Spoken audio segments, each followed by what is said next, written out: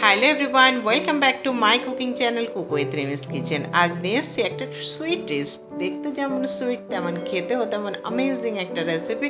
একদম পুজোর মরশুমে নিয়ে হাজির হয়েছি মোদক রেসিপি। একদম ঘরে থাকা ইনগ্রেডিয়েন্টস দিয়ে অথচ দারুণ অ্যামেজিং একটা মোদক রেসিপি নিয়ে হাজির হয়েছি। চলুন দেখাবো এই মোদক আমি কিভাবে বানাচ্ছি।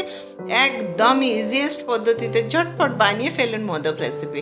এই মোদক বানানোর জন্য আমি প্রথমে প্যানে কিছুটা পরিমাণে সুজি নিয়ে নিয়েছি। সুজিটাকে আমি লো ফ্লেমে বেশ কিছুক্ষণ এটাকে ভাজবো, একটা সুন্দর গন্ধ আসবে আর একটা গোল্ডেন ফ্রাই হবে ততক্ষণ। এটা অনেকে ঘি দিয়ে ভাজে, সেটা ভাজতে কিন্তু একটু টাইম সাপেক্ষ, তার জন্য আমি কিন্তু শুকনো খোলায় প্রথমে সুজিটাকে ভেজে নিই। আমার প্রায় ভাজা হয়ে গেছে সুজিটা। তারপরে আমি এখানে মিডিলটা একটু খালি করে নিলাম, নিয়ে এখানে আমি 1 চামচ ঘি দিয়ে দিচ্ছি। দিয়ে আমি কিছুটা পরিমাণ ড্রাই ফ্রুটস যেমন কাজু, কিশমিশ, আমন্ড, পেস্তা আমি একসঙ্গে কেটে রেখেছি, সেটা এখানে দিয়ে আমি ফ্রাই করে নিচ্ছি। পুরো রান্নাটাই কিন্তু লো ফ্লেমেই হবে, না হলে কিন্তু ঝটপট করা যাবে না, টেস্ট তো ভালো হবে না, সুজিটা গলবে না, সব কিছু কিন্তু অন্যরকম হয়ে যাবে, দলা পাকিয়ে যাবে সুজিটা। পারফেক্ট মোদক বানানো কোনো মতে সম্ভব না। একটা দানাদার পারফেক্ট মোদক মানে ফিলই করবেন না যেটা সুজি কিংবা কিছু আর কি, এমন একটা মোদক তৈরি হতে চলেছে। পুরো রেসিপির সাথে থাকুন, অনেক টিপস অ্যান্ড ট্রিক্স আছে। আমি পুরোটা একসঙ্গে আবার একটু ফ্রাই করে নিচ্ছি ঘিয়ের মধ্যে। আমার চ্যানেলের নতুন ভিউয়ার্স হলে এক্ষুনি একটা লাইক করে দিন।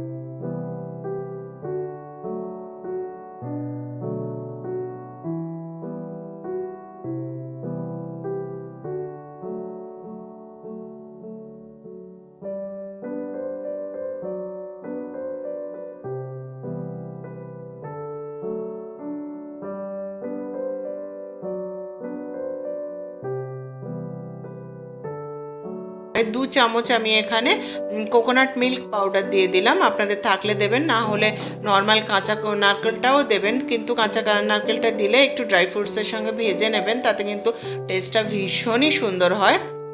এবার আমি এখানে বাইন্ডিংটা যাতে খুব ভালো হয় তার জন্যে আমি 2 চামচ এখানে মিল্ক পাউডার দিয়ে দিলাম। দিয়ে আমি আবারও হালকা হাতে একটু ফোল্ড করে নিচ্ছি। একদম বেশিক্ষণ তো লাগে না, ঝটপট হয়ে যায়, এমন একটা অ্যামেজিং রেসিপি শেয়ার করলাম। এই মরশুমে অবশ্যই আজই বানিয়ে ফেলুন, অন্যরকম একটা এক্সপিরিয়েন্স পাবেন। আর আমি এখানে আবারও 1 চামচ ঘি দিয়ে দিলাম, দিয়ে আবার সুজিটাকে হালকা হাতে একটু ফোল্ড করে নিচ্ছি। নিয়ে আমি এখানে আধা সুজি একটু কালারফুল করার জন্যে আধা সুজির মধ্যে আমি একটু ফুড কালার মিক্স করব। সেটা আপনারা না চাইলে না করবেন, তাহলে অবশ্যই প্রত্যেকটা জিনিসের লুক কিন্তু ভীষণ ম্যাটার করে। তার জন্যে আমি এখানে একটু ফুড কালার মিক্স করে নিচ্ছি। আপনারা যে কোনো ফুড কালার মিক্স করতে পারেন, তবে আমার এটা ফেভারিট কালার কেশরি কালার, তো আমি সেটাই এখানে মিক্স করে নিলাম। খুব ইজিয়েস্ট পদ্ধতিতে একটা রেসিপি দেখালাম, কেমন হলো অবশ্যই জানাবেন। আজই বানিয়ে ফেলুন সন্ধেবেলা মোদক রেসিপি, একদম ঝটপট, দোকানে কিনে খেতে হবে না এমন একটা মোদক যদি ঘরে থাকে। হয়ে গেছে আমার সুজিটা, আমি অফ করে দিচ্ছি। দিয়ে অন্যদিকে আমি একটা মোদক মোল্ড নিয়ে নিয়েছি। এই ধরনের প্লাস্টিক মোল্ড অনলাইন যে কোনো দোকানে এখন অ্যাভেলেবেল, মোদক মোল্ড যে কোনো জায়গায় পাওয়া যায়। আমি আবার একটু হাতে ঘি নিলাম, নিয়ে সুজির উপরে একটু দিয়ে নিলাম, নিয়ে এবারে আমি শেপটা দিয়ে নিচ্ছি। খুব ইজি, মোদক মোল্ডের মধ্যে জাস্ট ভরে খুব ভালোভাবে, কিন্তু আগে প্রথমে একটু ঘি লাগিয়ে নিয়েছি আমি মোল্ডের ভিতরটাতে, দিয়ে আমি এবারে একটু সুজি নিয়ে নিলাম, নিয়ে আমি খুব সুন্দরভাবে চেপে চেপে একটা দারুণ মানে একটু খুব ভালোভাবে উপর দিয়ে প্রেস করবেন, তাহলে কিন্তু একদম স্মুথ একটা মোদক হবে, না হলে ওই কিছু জায়গায় একটু উবড়া খুবড়া টাইপের হয়ে যাবে। তো খুব ভালোভাবে প্রেস করবেন আর ভরে দেবেন, তাহলে এমন পারফেক্ট একটা মোদক তৈরি হয়ে যাবে। দেখুন কি অ্যামেজিং শেপের একটা মোদক বানিয়ে ফেললাম। দারুণ একটা রেসিপি শেয়ার করলাম, কেমন হলো অবশ্যই জানাবেন, আমার সাথে থাকবেন আর সাবস্ক্রাইব করবেন। অবশ্যই আমার চ্যানেলে প্রচুর রেসিপি আছে, গিয়ে দেখবেন। আমি 2 কালারের মোদক বানিয়ে নিলাম, আর আমি বাকিটা আধা করে এখানে আধা সাদাটার আধা যেটা ফুড কালার মিক্স করলাম, দুটো আধা আধা করলাম, করে আমি এমন একটা আধা আধা কালারেরও অ্যামেজিং একটা মোদক বানিয়ে ফেললাম। কেমন হলো অবশ্যই জানাবেন, সাথে থাকবেন, এইভাবে সাপোর্ট করবেন, বারবার ফিরে ফিরে আসবো। Thank you.